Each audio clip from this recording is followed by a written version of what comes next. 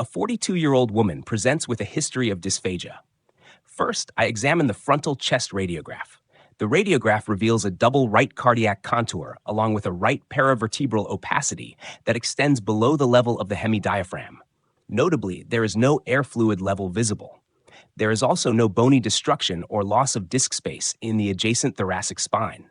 The lungs and pleural spaces appear clear, the hela are unremarkable, and the aortic knuckle is positioned to the left of the midline. Given the clinical history of dysphagia, I consider that the observed opacity is most likely due to a dilated esophagus. The potential causes for this include achalasia and malignancy. To further investigate, I perform a barium swallow examination. The images from this study show a grossly distended esophagus overlying the mediastinum. There is a clear transition point at the gastroesophageal junction, characterized by smooth narrowing into a bird's beak or rat's tail shape. Contrast material is seen distally within the stomach, and no mucosal abnormalities are identified. These findings strongly suggest a diagnosis of achalasia. During the examination, it is crucial to always request the full series of films if available. When assessing the esophagus, I check its outline carefully. A smooth outline is indicative of achalasia, whereas a focal irregularity may suggest esophageal malignancy.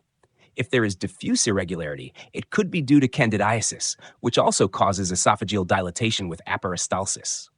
Additionally, I examine the gastroesophageal junction.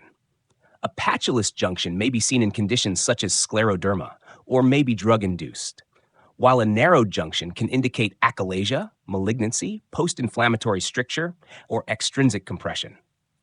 It is also important to inspect the lung fields for any evidence of aspiration.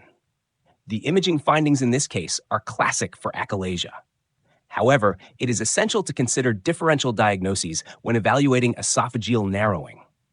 One possible differential diagnosis is esophageal malignancy, which would likely present with an irregular contour of the distal esophagus and possible shouldering. It might occasionally produce imaging findings similar to achalasia, with smooth symmetrical narrowing and an aperistaltic dilated proximal esophagus. Another differential is an inflammatory stricture at the gastroesophageal junction. This typically presents as a smooth narrowing of a short segment of the distal esophagus, with peristalsis maintained and less esophageal dilatation compared to achalasia. Ulcers and thickened mucosal folds might suggest an inflammatory component. Achalasia is a motility disorder characterized by the failure of relaxation of the lower esophageal sphincter. Primary achalasia occurs predominantly in individuals aged 30 to 50 years and is idiopathic in nature. In contrast, secondary achalasia may be caused by malignancy, inflammatory strictures, or scleroderma. The degree of esophageal dilatation in secondary achalasia is typically less than that in primary achalasia. Additionally, patients with achalasia have an increased risk of developing squamous cell carcinoma, with a risk range of approximately 2 to 7%. In summary, the imaging findings and clinical history in this case are consistent with a diagnosis of achalasia. Shall we proceed to the next case? A 23-year-old man presents with right-sided abdominal pain. First, I examine the plain film abdominal radiograph. The radiograph shows two calcific densities in the right hemipelvis. These densities do not exhibit the central lucency typical of phlebolyths. There are no dilated bowel loops or evidence of free intraperitoneal gas. Given the clinical history, an important differential diagnosis to consider would be an appendicolith. To further investigate, I perform an ultrasound examination of the right iliac fossa. On the ultrasound images, I observe a blind-ending viscus, likely the appendix, with high reflectivity centrally and posterior acoustic shadowing, which may represent an appendicolith or gas. There is thickening of the appendix wall, with a combined wall thickness greater than 7 millimeters in diameter. No free fluid is seen. The imaging findings are consistent with acute appendicitis, and I would urgently refer the patient to the surgical team for consideration of an appendicectomy. Further images from the same patient include selected axial images from a contrast-enhanced CT examination. The CT images reveal a calcified appendicolith at the base of the appendix, which is distended with fluid. There is fat stranding around the appendix and free fluid in the pelvis. There is no evidence of a mass at the appendix level or free gas to suggest a perforation. When examining a case of appendicitis, it is essential to be aware of the specific findings within and the limitations of each modality.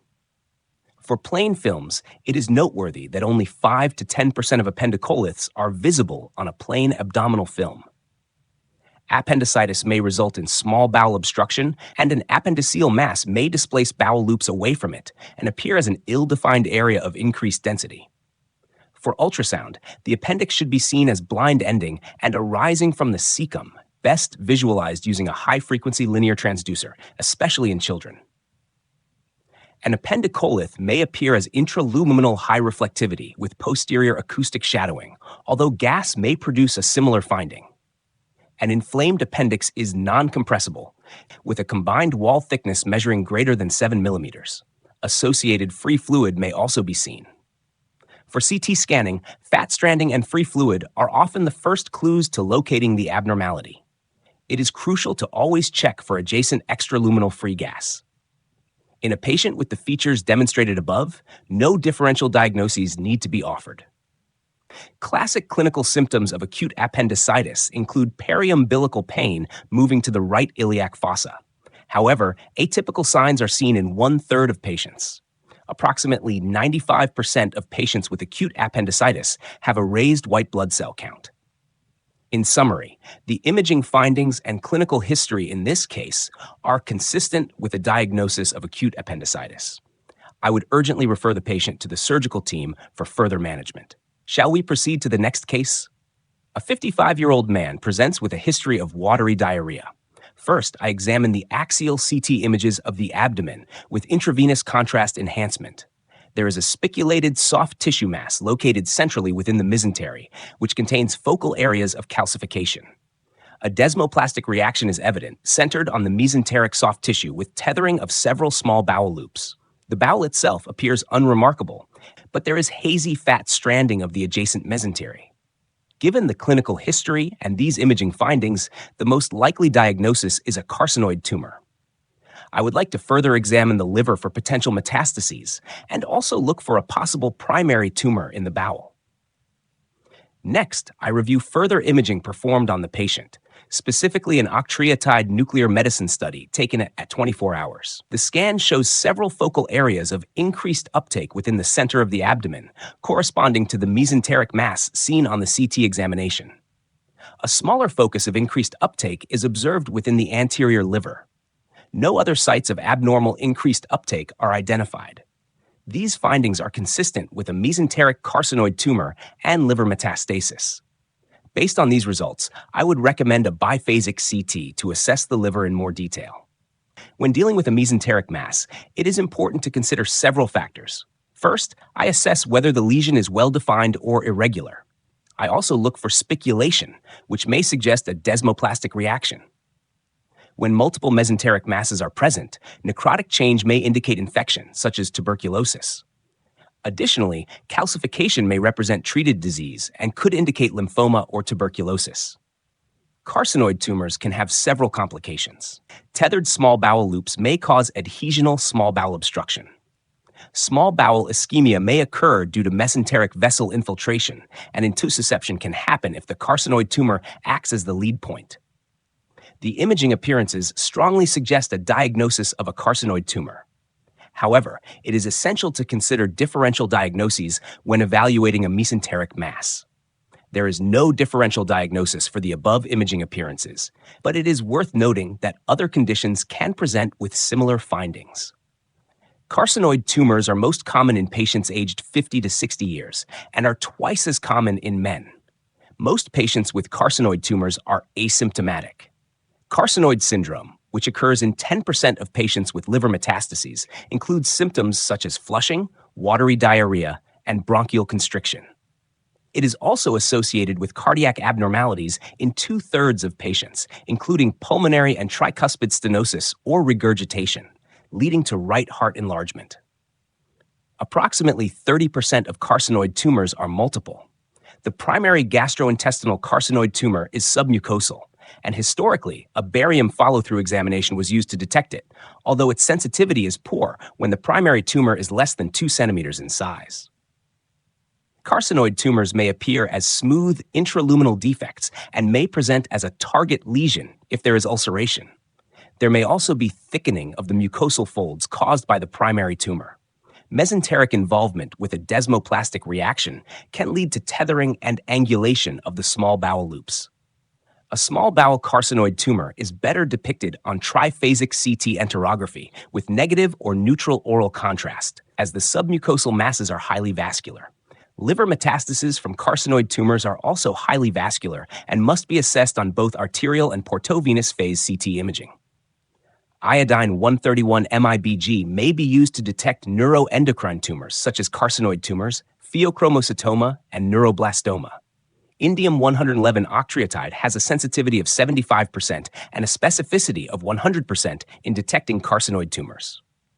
In summary, the imaging findings and clinical history in this case are consistent with a diagnosis of a mesenteric carcinoid tumor with liver metastasis. Further assessment with biphasic CT imaging of the liver is recommended for a comprehensive evaluation. Shall we proceed to the next case? A 54-year-old man presents with a history of abdominal pain. First, I examine the selected axial portal venous phase images through the upper abdomen. The liver contour is irregular throughout, and the parenchyma is heterogeneous, but there are no focal intrahepatic lesions. I observe a filling defect within the main portal vein, indicative of a portal vein thrombus. The spleen appears enlarged, but I would like to confirm this with a coronal reformat. Additionally, a small volume of ascites is present in a perihepatic distribution. There is no evidence of variceal formation. These features are consistent with decompensated liver cirrhosis with portal vein thrombosis. I would refer the patient to the hepatologists for further management. When assessing a patient with suspected cirrhosis, it is important to look for several key features. These include an irregular hepatic contour and enlargement of the caudate lobe. Additionally, the presence of biliary duct dilatation raises the possibility of primary sclerosing cholangitis. It is also essential to check for focal hepatic lesions, as hepatocellular carcinoma is a recognized complication of cirrhosis. The presence of a portal vein thrombus and any associated cavernoma formation should be evaluated. Other sequelae of portal vein hypertension should be considered, such as left gastric and esophageal varices, recanalization of the umbilical vein within the falciform ligament, and venous collaterals in the anterior abdominal wall. Mesenteric edema due to raised venous pressure and splenomegaly are also important findings. The presence of ascites is suggestive of liver function compromise and decompensation. In this case, the imaging findings are strongly indicative of cirrhosis.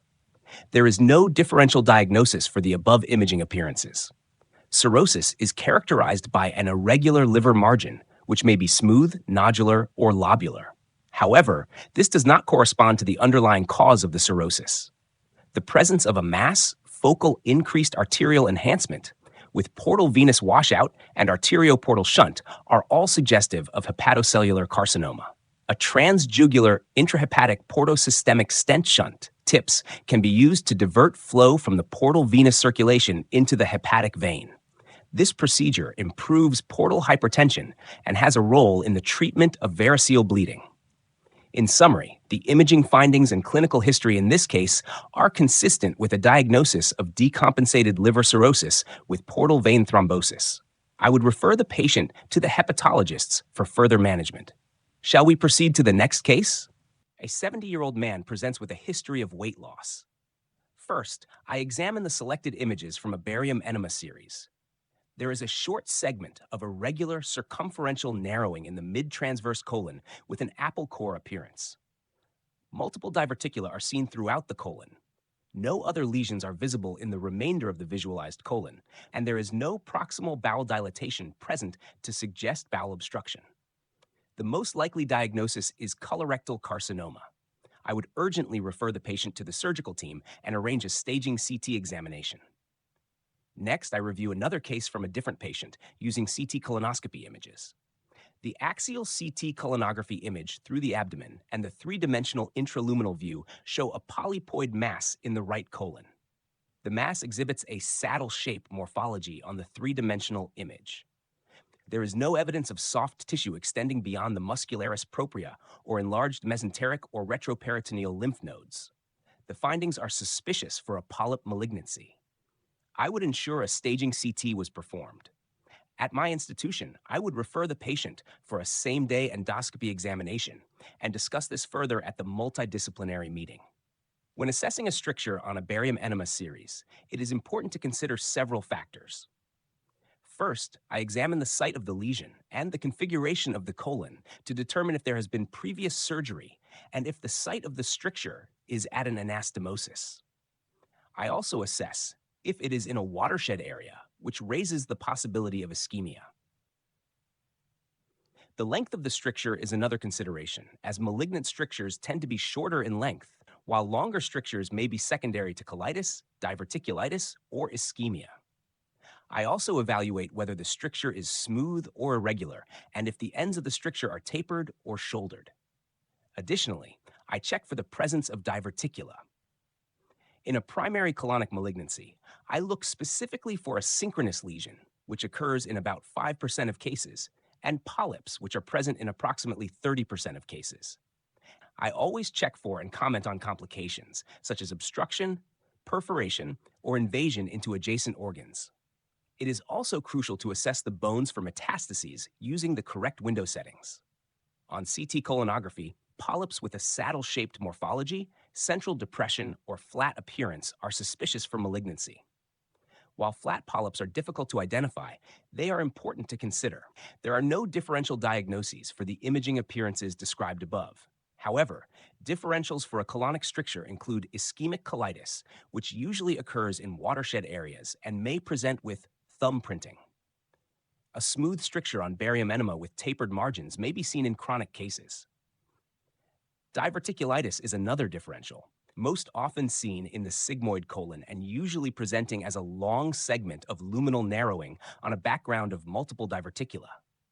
Extrinsic pathology, such as endometriosis and ovarian malignancy, can also cause smooth narrowing, making obtuse angles with the bowel wall, typically on the antimesenteric border of the colon. Approximately 25% of colorectal carcinoma occurs in the sigmoid colon, 20% in the rectum, and 15% in the transverse and ascending colon. In the UK, colorectal cancer screening is offered to men and women aged 60 to 69 years every 2 years, extending up to 75 years in some areas. If there is a positive fecal occult blood test, the individual is referred for colonoscopy.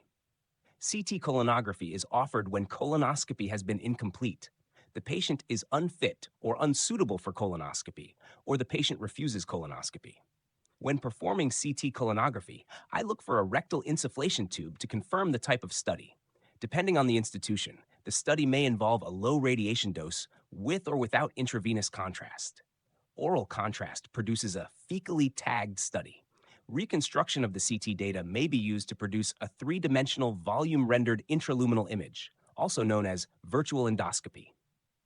In summary, the imaging findings and clinical history in this case are consistent with a diagnosis of colorectal carcinoma.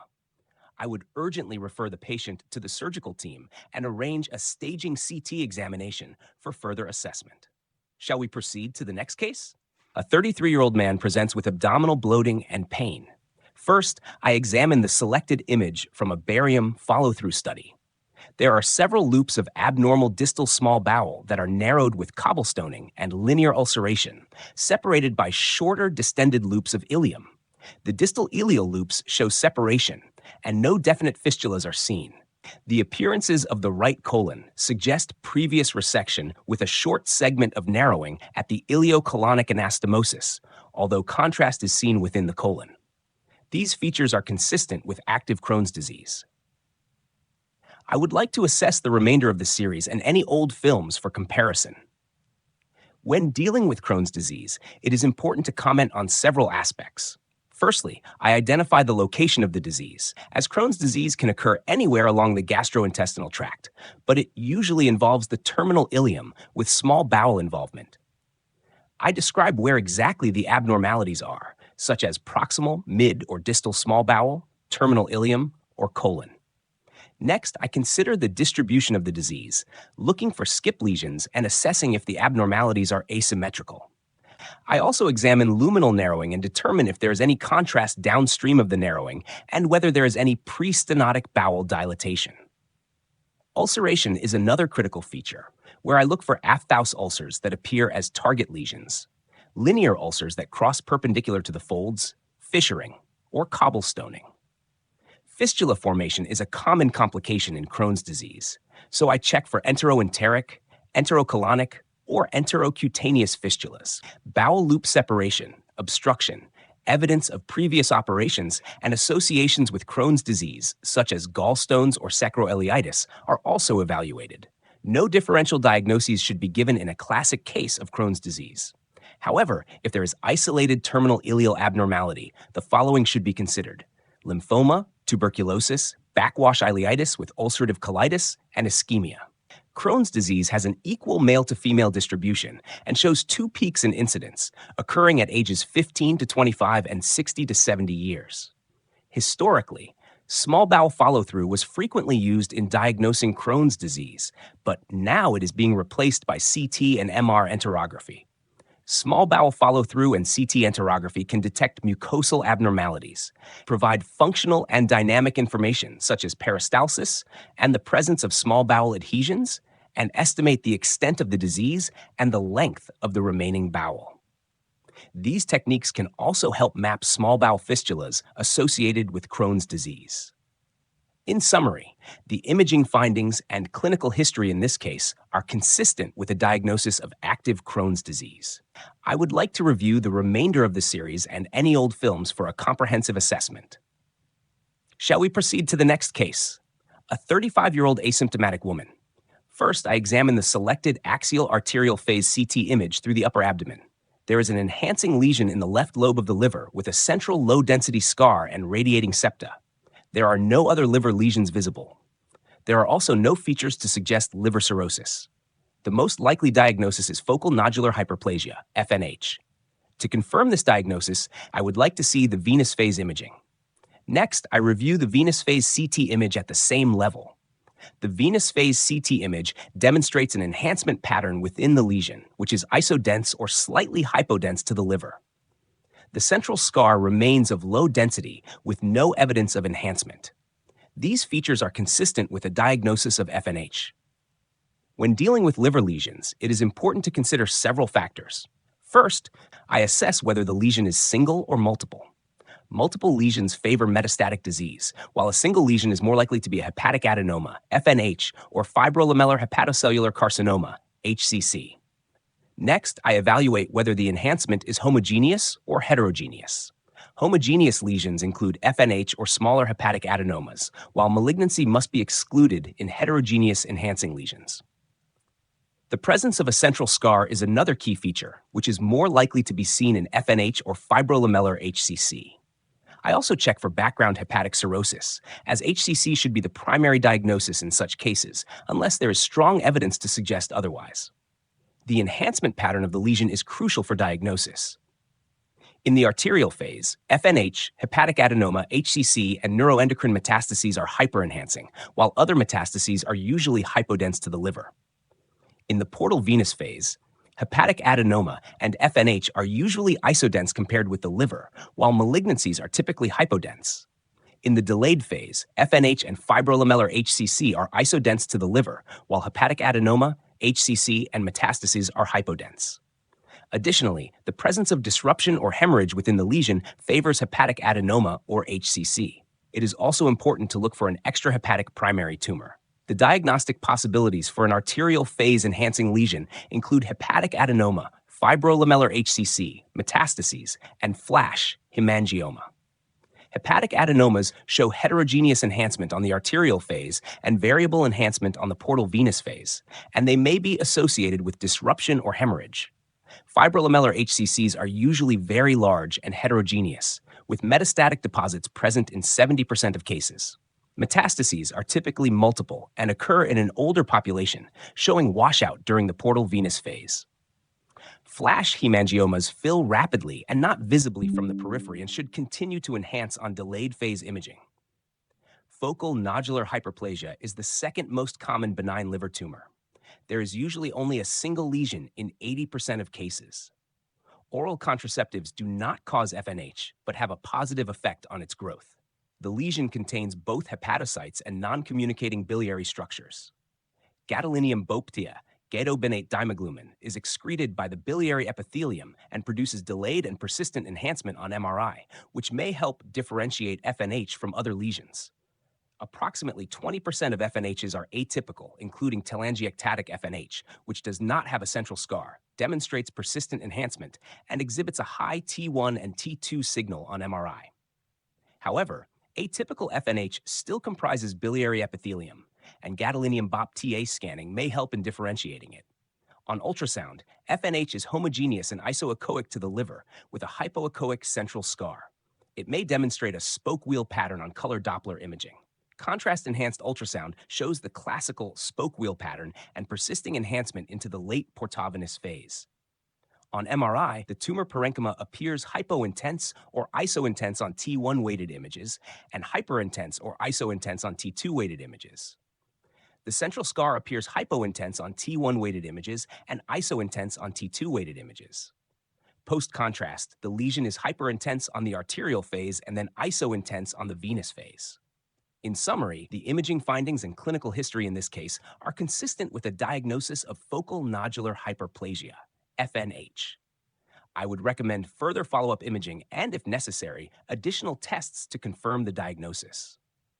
Shall we proceed to the next case? A 49-year-old woman presents with a history of abdominal pain and vomiting. First, I examine the plain abdominal film. The image shows branching lucencies projected over the liver centrally, likely of biliary origin, indicated by the arrow. There is also an ovoid lucency more laterally, which may represent gas within the gallbladder, indicated by the arrowhead. There are no dilated loops of small bowel, and the colon is gas-filled and of normal caliber. No free gas is seen. I do not observe any focal calcification that would correspond to a gallstone. The differential diagnoses for biliary gas include previous intervention and gallstone fistula. I would discuss the case with the referring team, and an abdominal CT may be necessary to confirm the diagnosis. Next, I review two images from the abdominal CT examination. These are axial and coronal images of a venous phase CT through the abdomen. A large calcified gallstone is seen in the region of the proximal sigmoid colon, with surrounding fat stranding, indicated by the arrows. The colon and small bowel upstream of this are not distended. No free gas is present. On the coronal image, gas is seen within the biliary system without overt biliary duct dilatation, indicated by the arrowhead.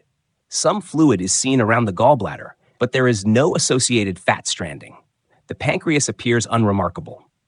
The findings are consistent with a biliary fistula secondary to a gallstone. I would inform the surgical team of these results. When evaluating a case of gallstone fistula, it is important to consider several key features. Rigler's triad of small bowel obstruction, biliary gas, and ectopic radiopaque gallstone is rarely seen, and the candidate will usually be shown two of the three signs on a plain abdominal film. When gas is identified within the liver, it is important to differentiate biliary gas from portal venous gas, as the implications for the patient are substantial.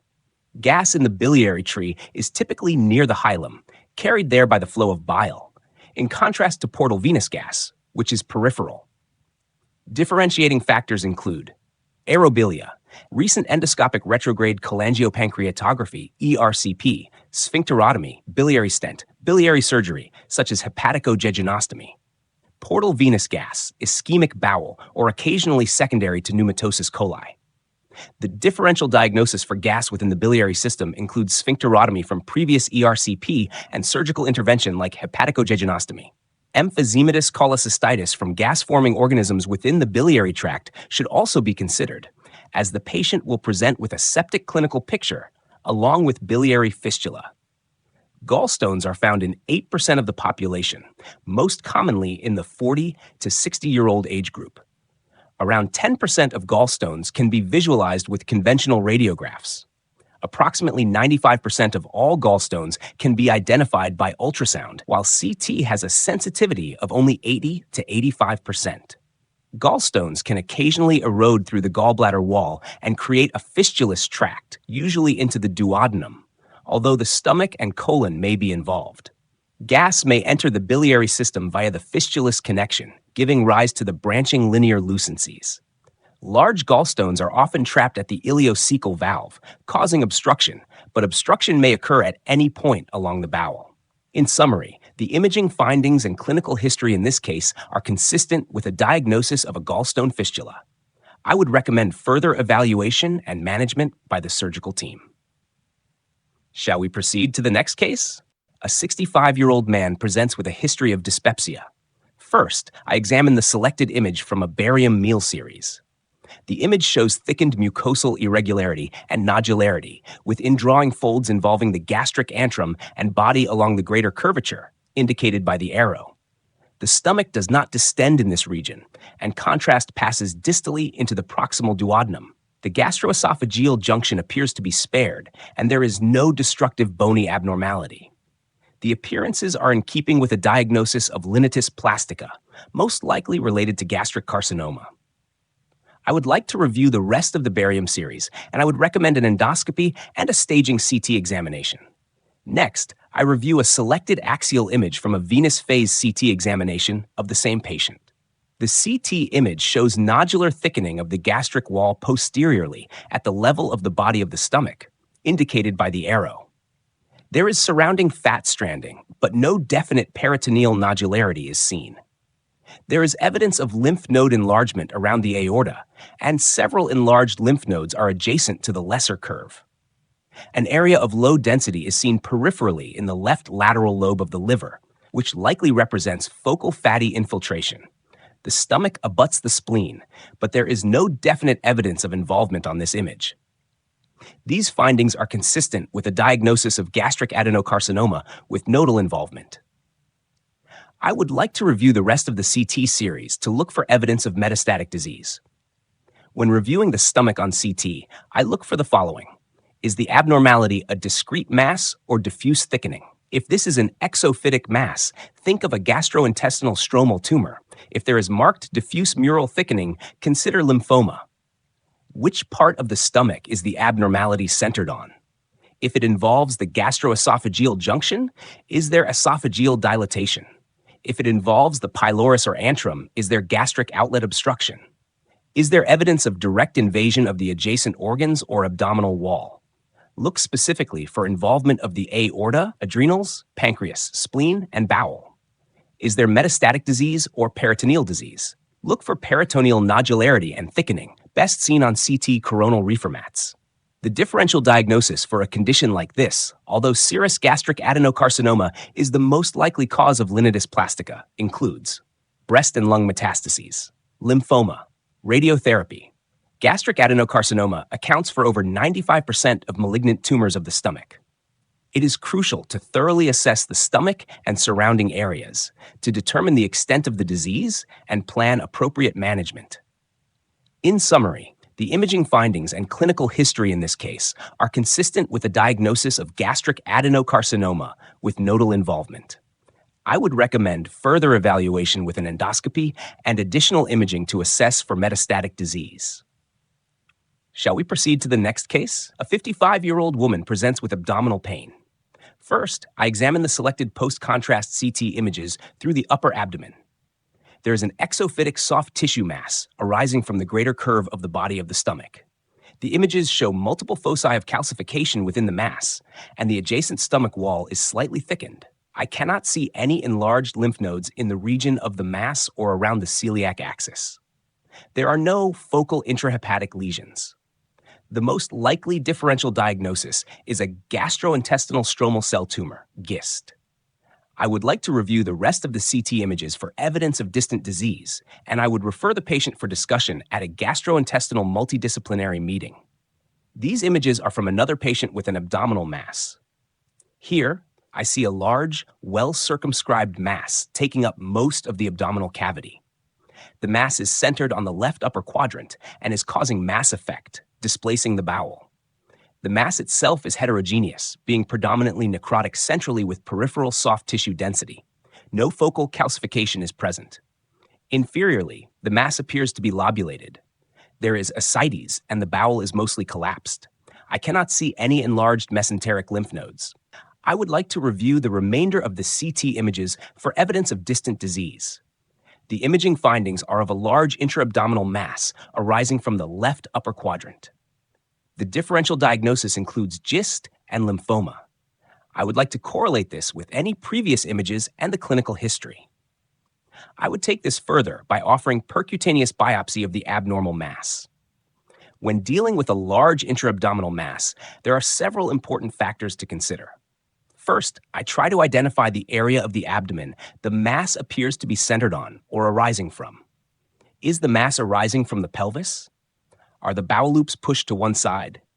Are the retroperitoneal structures lifted anteriorly? Once I have localized the mass, I think about the structures that lie there anatomically. If there is evidence of bowel obstruction, I think of bowel malignancy. For solid organs, I look at the contour for distortion. I look for multiple enlarged lymph nodes with possible central necrosis. For mesenchymal origin, such as sarcomas, these are rare, but should be considered if the origin of the mass is uncertain. If the mass is near vascular structures, I look closely to see if it is an aortic aneurysm, particularly if this is not an arterial phase CT image. I describe the mass in detail, its size, homogeneity, calcification, enhancement, and relationship to other structures. I consider the potential complications of masses, such as their compressive effect on bowel, vessels, ureters, and other abdominal structures, and the potential for invasion of adjacent structures. I also look for evidence of metastatic disease or suggest that this may be the cause if the intra-abdominal mass is indeterminate. The differential diagnosis includes lymphoma, where I would expect to see enlarged abdominal lymph nodes, pancreatic pseudocyst, where I would look for pancreatic calcification as a marker for previous pancreatitis, and sarcoma arising from the retroperitoneum. Notes about GISTs. GISTs are mesenchymal neoplasms distinct from leiomyomas. They affect patients aged over 45 years and occur in the stomach in 2/3 of cases. GISTs are associated with metastases to the liver and lungs, but not with regional lymph nodes. If enlarged regional lymph nodes are present, GIST is unlikely. In summary, the imaging findings and clinical history in this case are consistent with a diagnosis of a gastrointestinal stromal cell tumor, GIST. I would recommend further evaluation and management by a multidisciplinary team, including possible biopsy to confirm the diagnosis. Shall we proceed to the next case? A 52-year-old woman presents with abdominal discomfort. First, I examine the selected axial arterial phase CT image through the upper abdomen. There is a large, irregularly shaped lesion taking up the majority of the right lobe of the liver. The lesion is of intermediate density with central low density and no calcification. There is peripheral nodular and discontinuous high density. I can see no other lesions, and there is no CT evidence of cirrhosis.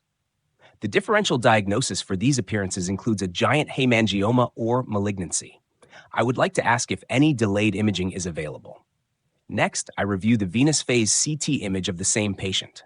There now appears to be progressive peripheral enhancement. The most likely diagnosis is a giant hepatic hemangioma. Hemangiomas classically demonstrate centripetal filling in on the venous and delayed phases. However, the central scar does not enhance. It is essential that venous phase and/or a delayed phase CT image is obtained. You cannot conclusively say that there is filling in on a single phase. If there is uncertainty, ask for delayed phase images. The differential diagnosis for the imaging appearances provided here is limited. There are no differential diagnoses for the above appearances. However, where only a single phase of imaging has been provided and it is unclear whether there is centripetal filling in, the possibility of an atypical hemangioma may be raised, showing progressive centrifugal in to out filling on the venous and delayed phases. Giant hepatic hemangioma is most common in postmenopausal women and is defined as being larger than 10 centimeters. Calcification is seen in only 10% of cases, usually in the central scar. On MRI, giant hepatic hemangiomas exhibit low T1 signal. The central scar has a markedly lower T1 signal. High T2 signal. The central scar has a markedly higher T2 signal. Sometimes there are low T2 signal internal septations. Progressive centripetal filling on contrast-enhanced images. A non-enhancing central scar. On ultrasound imaging, giant hemangiomas often do not demonstrate the classical increased reflectivity. Color Doppler ultrasound is disappointing as no flow is seen in the lesion. However, on contrast-enhanced ultrasound, the slow peripheral globular enhancement and filling in is striking and often establishes the diagnosis. In summary, the imaging findings and clinical history in this case are consistent with a diagnosis of a giant hepatic hemangioma. I would recommend further evaluation and management, including additional imaging if necessary, to confirm the diagnosis. Shall we proceed to the next case? A 40-year-old woman presents with a history of abdominal pain. First, I examine the frontal chest radiograph. There is curvilinear calcification seen below the right hemidiaphragm, which follows the shape of the hemidiaphragm. The right hemidiaphragm is not greatly elevated, and the right lung base is clear. No similar abnormality is seen beneath the left diaphragm, and there is no subdiaphragmatic free gas. The curvilinear calcification is most likely related to the liver, and my primary diagnosis is a calcified wall of a cyst with hydatid cyst as a consideration. I would like to compare this with any old films and to confirm the diagnosis with an ultrasound examination. Next, I review the ultrasound image from a liver examination. The ultrasound demonstrates a hypoechoic cyst with a surrounding hyperechoic wall. Multiple detached membranes are seen within the cyst, representing the water lily sign. This is pathognomonic of hydatid disease. Following this, I examine the selected arterial phase axial CT image through the upper abdomen. Two well-circumscribed rounded low-density masses are seen within the liver. Each of these masses has smaller, lower-density cysts along the periphery. There is no intrahepatic duct dilatation. The appearances are of hydatid disease with daughter cysts. I would like to assess the remainder of the study to look for complications known to be associated with hydatid disease. Finally, I review a T1-weighted contrast-enhanced MR image of the liver. Multiple cysts are seen within the upper abdomen, with a large dominant cyst taking up most of the left lobe of the liver. The cysts are of T1 low signal, and the daughter cysts of lower T1 signal intensity. Several cysts are seen in the left upper quadrant anterior to the spleen without definable liver parenchyma seen around them, and may represent peritoneal seeding. The imaging findings are characteristic of hydatid disease. When a diagnosis of hydatid disease is reached, it is important to assess the possible complications arising from this infection. These include cyst rupture, which can occur. Biliary communication occurs in up to 90% of cases, so look for intraductal echogenic material on ultrasound and high density on CT images. An infected cyst will show low density around the cyst with irregular or ill-defined walls and possible stranding in the perihepatic fat. If the imaging findings are suggestive of acute inflammation, ask if there is a history of sepsis. Peritoneal seeding should also be checked for. There may be large, obvious peritoneal cystic lesions. If the picture is more subtle, it is easier to assess peritoneal surfaces on coronal reconstruction of the CT examination. Check the lungs for pulmonary lesions and also for cyst rupture into the pleural cavity. The cyst itself may cause a mass effect with upstream biliary duct dilatation or portal vein thrombosis. The appearance of a main cyst with daughter cysts and the water lily sign are pathognomonic for hydatid disease. Hydatid disease is caused by the tapeworm Echinococcus spp, but negative serology does not exclude hydatid disease. There is nearly always a history of residence in an endemic area. Ultrasound findings may vary, but typically include a double cyst wall with two hyperechoic walls separated by a hypoechoic layer. The presence of daughter cysts and the water lily sign, floating detached wall membranes, which are pathognomonic. Daughter cysts that may be mobile and whose location can change depending on the patient's position, and an anechoic cyst with hydatid sand that is dependent. MR imaging findings typically show a main cyst with T1 intermediate, T2 high signal, daughter cysts with less T1 signal intensity than the main cyst, with high T2 signal and a rim of low T1 and T2 signal intensity due to its fibrous nature. Post-contrast, there is enhancement of the wall and septations. In summary, the imaging findings and clinical history in this case are consistent with a diagnosis of hydatid disease. I would recommend further evaluation and management, including additional imaging if necessary, to confirm the diagnosis. Shall we proceed to the next case? A 25-year-old man was involved in a knife stabbing. First, I examine the selected axial images through the upper abdomen in both arterial and venous phases. Linear high density is seen in the right lobe on the arterial phase, with pooling of contrast on the venous phase. This is surrounded by low density on the venous phase, and there is perihepatic hematoma. No intraperitoneal free gas is seen. The kidneys and pancreas appear unremarkable. I would discuss this patient's case urgently with the surgical team and interventional radiologist. The patient was referred for angiography. The images from the digital subtraction angiogram show a small blush in the right anterior sectoral branch of the right hepatic artery. Selective catheterization of the right hepatic artery confirms contrast extravasation. No evidence of ongoing hemorrhage is seen on the post-embolization site. In another patient, a 30-year-old man following a road traffic accident, selected venous phase axial CT images through the upper abdomen show the presence of bilateral chest drains. There is a linear laceration through the liver between the right and left lobes that extends up to the inferior vena cava. This is associated with a large subcapsular hematoma of mixed density. On the second axial image, there is a rounded enhancing opacity adjacent to the laceration, which is suspicious for contrast extravasation. No intraperitoneal free gas is seen. I would like to review the chest and remainder of the abdomen to identify any other injuries. I would urgently discuss the case with the interventional radiologist for angiography with a view to embolization.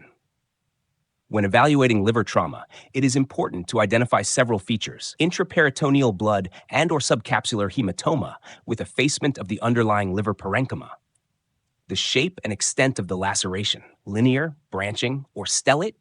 Does it extend through to the opposite margin or involve the porta hepatis? Evidence of ongoing hemorrhage, the presence of contrast extravasation on the arterial phase with pooling of contrast on the venous phase. Lacerations that involve the bare area of the liver, which may be complicated by retroperitoneal hemorrhage. Always check adjacent organs for injury and intraperitoneal free gas as a marker for bowel injury. There are no differential diagnoses for these imaging appearances. The use of CT imaging before an interventional procedure is now an accepted imaging strategy with the advent of fast scanning times and the location of the CT scanner close to the emergency room and angiographic suites. Intervention is rarely performed without CT imaging, as this localizes the site and extent of the injury and allows targeted intervention. In summary, the imaging findings and clinical history in this case are consistent with liver trauma, likely requiring urgent interventional management. I would recommend further evaluation and management by the surgical team and interventional radiologist.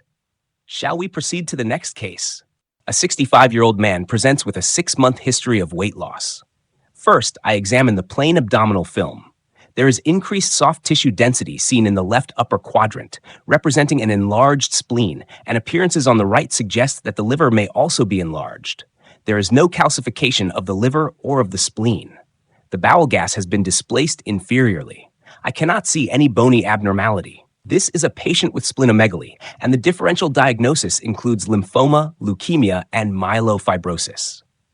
I would like to ask if any old films are available for comparison. I would suggest an ultrasound for confirmation of an enlarged spleen, and would undertake a staging CT examination following referral to the hematology department. Next, I review the CT image from the same patient. This is a selected axial venous phase CT image. Multiple enlarged lymph nodes are seen around the celiac axis and in the retroperitoneal region. The lymph nodes do not show central low density. The spleen appears to be enlarged with no focal lesions. These features are highly suggestive of a diagnosis of lymphoma, and I would urgently refer the patient to the hematology department.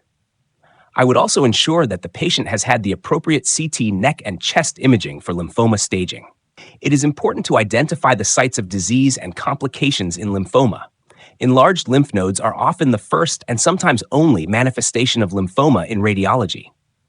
However, you must always look for other sites of involvement, such as the spleen, focal lesions or diffuse enlargement, liver, bowel, and bones.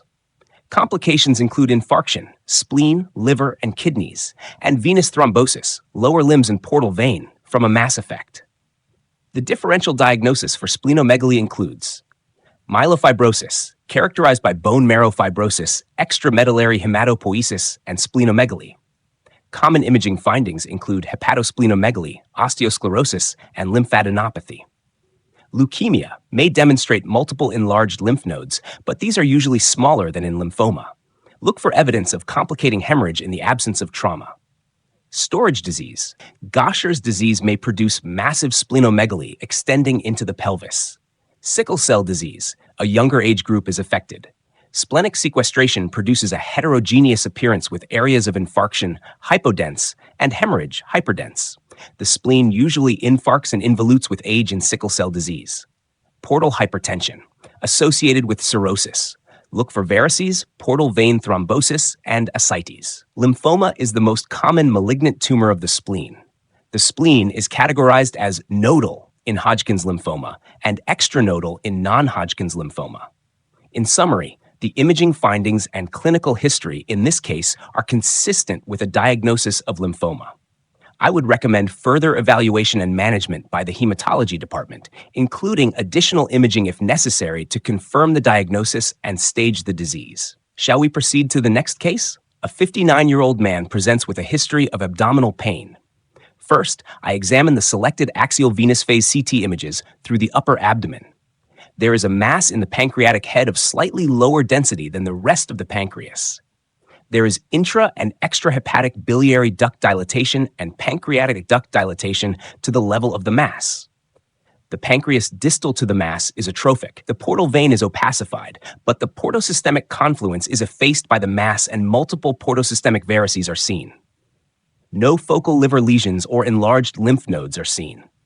On the lower slices, there are multiple peritoneal soft tissue nodules with surrounding fat stranding. The most likely diagnosis is pancreatic malignancy with peritoneal metastatic disease. I would complete the examination by assessing the arterial phase images and the chest for evidence of metastatic disease.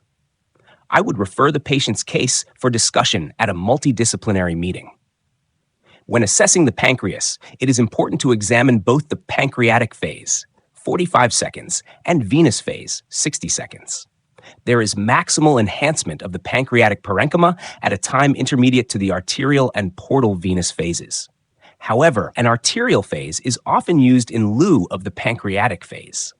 Assessment of pancreatic adenocarcinoma involves the following: identification of the mass. The majority are hypodense relative to the pancreas, although up to 40% are isodense depending on the phase of imaging. Small tumors may be difficult to identify, and only indirect signs may be evident. Local effects. The double duct sign indicates dilatation of both the pancreatic and biliary ducts, raising suspicion of pancreatic adenocarcinoma. The primary tumor is not always visible, as it may be too small. Indeed, the presence of the double duct sign may be the only indicator of a small tumor, which may lead to referral for an endoscopic ultrasound examination. Effacement of the portal vein. This can result in portal hypertension with portosystemic varices. The teardrop superior mesenteric vein sign. This is seen where the vessel morphology has changed from a round shape to a teardrop, indicating vascular infiltration. Depending on the degree of involvement, a venous graft may be used following resection. Encasement and/or irregularity of the superior mesenteric artery indicates that the tumor is not resectable.